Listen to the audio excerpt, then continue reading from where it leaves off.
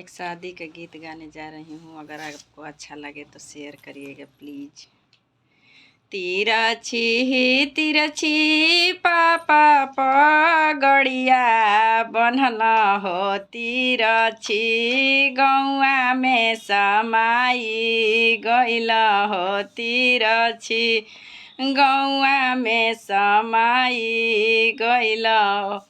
घरवा दुआरवा पापा नहीं हो, देखल हो परिवारवे देखिलो भाई गइल हो, परिवारवे देखिलो भाई गइल हो। तिरछी तिरछी चाचा पगड़िया बनल हो, तिरछी देशवा में समाई गइल हो, तिरछी गौआ में समाई गइल हो। बुधिया बिचरवा चाचा नहीं हो, देखल हो नौकरिए देखिलो भाई गइल हो, नौकरिए देखिलो भाई गइल हो।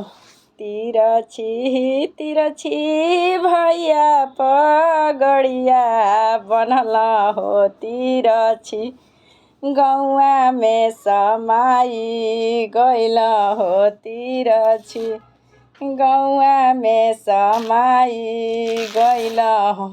गोरा का करियवा भैया नहीं हो, देखल हो नौकरिए देखिलो भाई गइल हो, नौकरिए देखिलो भाई गइल हो।